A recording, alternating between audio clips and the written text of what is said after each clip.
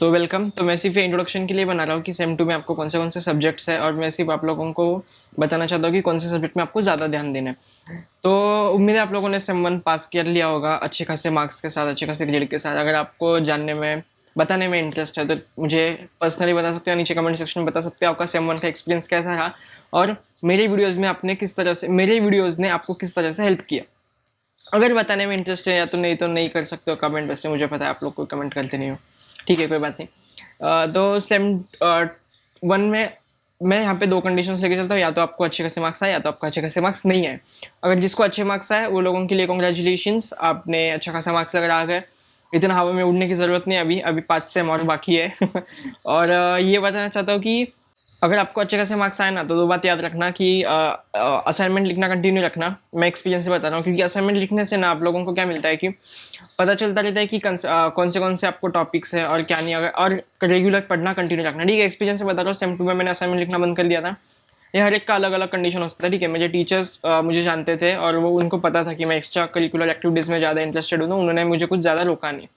हर एक के कॉलेजेस में अलग अलग रहता है, तो बस इसलिए। और असाइनमेंट लिखना, और जिनको अच्छे मार्क्स, असाइनमेंट लिखना कंटिन्यू करना, और कंसेप्ट का ध्यान देते रहना बीच बीच में कि क्या है क्या नहीं है। नहीं तो एग्जाम के टाइम पे आप लोगों को बहुत प्रेशर आ सकता है, या फिर अगर आप एक्स्ट्रा कुछ कर रहे हो तो आपको ऐसा भी हो सकता है कि एक्स्ट्रा कुछ कर ले रहे हैं, आपके क्लाइंट ने बोला कि मुझे ये असाइनमेंट दे दो मुझे असाइनमेंट बोल रहा हूँ, मुझे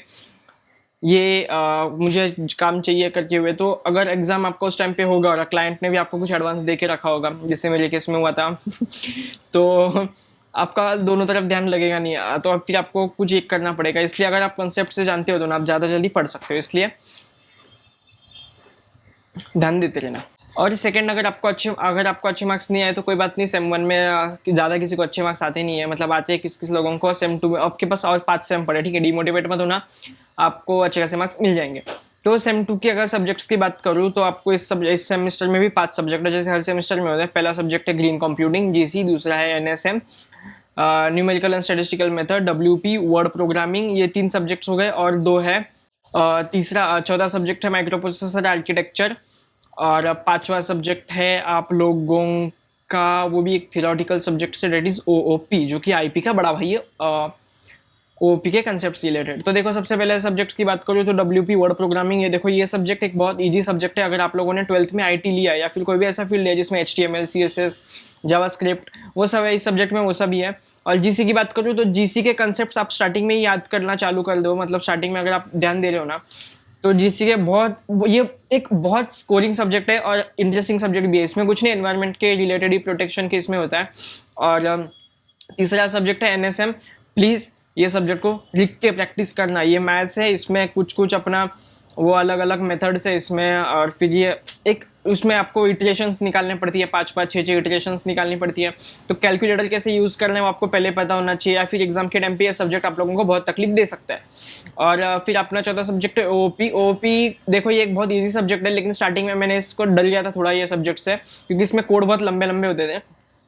तो जब मैं इसको समझा तो मुझे पता चला कि यार ये बहुत इजी सब्जेक्ट है। स्टार्टिंग में मैंने बहुत फालतू में इस सब्जेक्ट के पीछे दिमाग खराब किया। इस सब्जेक्ट के पीछे दिमाग खराब क्यों किया, मतलब इतना इजी सब्जेक्ट था ये, फिर मैंने क्यों इतना सब किया ना। तो और फिर आपका पांचवा सब्जेक्ट है वर्ड प्रोग्रामिंग, मैंने बता दिया। NSM बता दिया, GC बता दिया। Micro processor architecture, micro processor architecture में क्या है कि वो ना एक इसका जो प्रैक्टिकल है ना, वो ट्रस्ट मी बहुत इजी प्रैक्टिकल से। इसका पहले वाले कोड देख के आप डर जाओगे इसमें कि क्या क्या लिखा हुआ है, हैशटैग वैशटैग लिखा हुआ है, HCL इनपुट INV कमांड है। बट आप इसके अगर प्रैक्टिकल क्लास कॉलेज में सर सिखा रहे हैं तो जानो ले। अगर आपको नहीं समझ में आ रहा तो यूट्यूब पे सर्च करो, ठीक है। मैंने यूट्यूब से सीखा था। और NSM में आपको कैसे पढ़ना है वो मैं अलग अलग एक वीडियो बनाऊंगा सब्जेक्ट रिलेटेड कि आपको उस सब्जेक्ट में कैसे पढ़ना है। तो MA भी एक थ्योरेटिकल सब्जेक्ट है। थ्योरेटिकल मतलब इतना भी वो थ्योरेटिकल नहीं है, उसमें थोड़ा थोड़ा आपको कॉन्सेप्ट्स का रिलेटेड है, जैसे उसमें माइक्रो प्रोसेसर्स हैं, कुछ कुछ उसके कमांड्स हैं, कुछ उसके अलग अलग है। और इस सब, और हाँ, अगर आप देख रहे हो ना तो ये मैं बता दूं कि मैं इस बार ज़्यादा नोट्स अपलोड नहीं कर पाऊंगा, ठीक है। क्योंकि मैंने खुद ने ज़्यादा नोट्स बनाए नहीं थे। मुझे कॉलेज से जितने प्रोवाइड हुए हैं, वो जो 3 बुक मैं यहाँ पे दिखा रहा हूँ अभी, इतने 3 बुक मेरे पास है। तो मैं इन सबको स्कैन करके 3 या 2 वो स्कैन करके मैं डाल दूंगा। वो 2 सब्जेक्ट के लिए वो बुक बस हो गई, लेकिन उसमें भी थोड़े बहुत मिस्टेक्स हैं, वो आप करेक्ट कर लेना।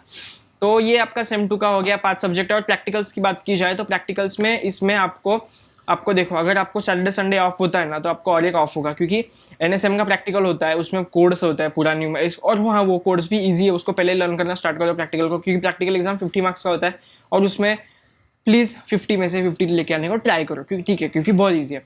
और WP ये तो HTML CSS है, HTML CSS जावास्क्रिप्ट के कोड से इसके अंदर, और आपको बस थोड़ा सा वो थोड़ा इसके बारे में बता देंगे, सर्वर के बारे में, आपको वर्चुअल सर्वर कैसे क्रिएट करना है, वो भी देखो बहुत इजी प्रैक्टिकल है।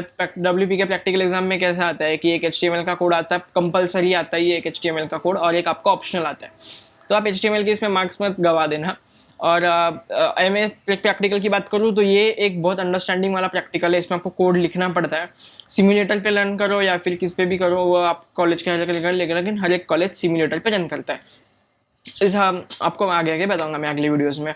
और चौथा जो है सब्जेक्ट वो बचा OOP जो है उसके प्रोग्राम्स बहुत लेंदी है।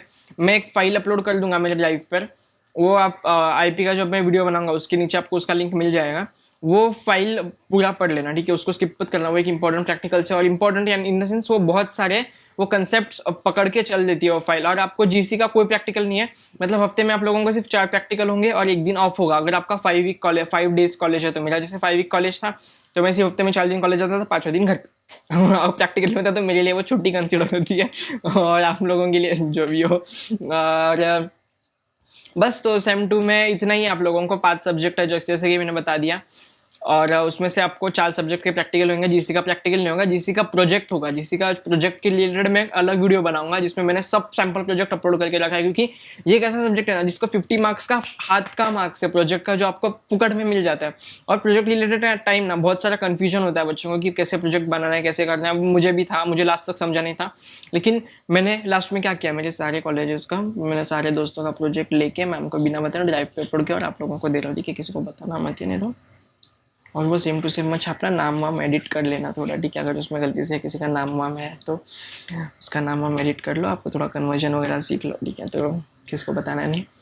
उसमें बहुत सारे सैम्पल्स है, जैसे मेरे पूरे क्लास का प्रोजेक्ट है, अलग अलग डिविजन्स का भी प्रोजेक्ट है, तो बस इतना ही। तो सेम 2 के रिलेटेड मैं और वीडियोस बनाऊंगा सेम 3 में।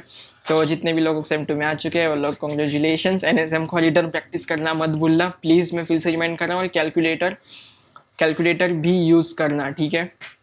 और जैसे कि मैंने बोला, NSM का रिटर्न प्रैक्टिस कर लो, MA का प्रोग्राम्स प्रैक्टिस कर लो, और बस बाकी सब हो जाएगा। मैं आगे वीडियोस बनाते रहूँगा एक एक सब्जेक्ट के ऊपर, जल्दी वीडियोस आ जाएंगे थोड़े दिनों में। तो इस वीडियो के लिए इतना ही। आप लोगों को अगर जो भी डाउट हो तो प्लीज़ मुझे इंस्टाग्राम वगैरह पे DM कर लेना, और कुछ भी हो रिलेटेड तो पूछ सकते हो मेरे से, नीचे कमेंट करो, अच्छे खासे लाइक वीडियो सब्सक्राइब करते रहना चैनल को। Bye bye. तो thank you for watching this video. आपने पूरा देखा हो तो थैंक यू, नहीं देखा तो कोई बात नहीं, लेकिन अगर आप कॉलेज में हो ना तो आप रिस्क ले सकते हो, ठीक है। फाइनेंशियली आपके ऊपर कोई बर्डन वगैरह नहीं है, तो मैं चाहता हूँ कि आप लोग इन्वेस्टिंग सीखें। इन्वेस्टिंग इन द सेंस आपको जो सीखना है वो सीखें। अब आप खुद को लिमिट ना करें, ठीक है। लिमिट इन द सेंस कि आपको कुछ ऐसा लगना नहीं चाहिए। इन्वेस्टिंग सीखने के लिए ज़्यादा कुछ होता नहीं है, 10-20 रुपये से भी स्टार्ट हो जाता है, ठीक है। तो मैंने सीरीज़ बना के रखी है, आप उसको देख सकते हैं। फिर आपको कुछ भी डाउट हो तो मुझे इंस्टाग्राम पर DM कर लेना, ठीक है। तो देखो, कॉलेज में हो तो थोड़ा एक्सप्लोर वगैरह करो, चीज़ें ट्राई आउट करो, नई डरना नहीं किसी से इन द सेंस कुछ चीज़ ट्राई करने से बाद में रिग्रेट नहीं होना चाहिए आप लोगों को ज़िंदगी में, ठीक है। मिड लाइफ क्राइसिस नहीं होनी चाहिए आप लोगों को, ठीक है। Thank you bye. जिन लोगों को ये टर्म समझ में नहीं आया, और लोग डिस्क्रिप्शन में टाइप करो, मैं मीनिंग बता दूंगा।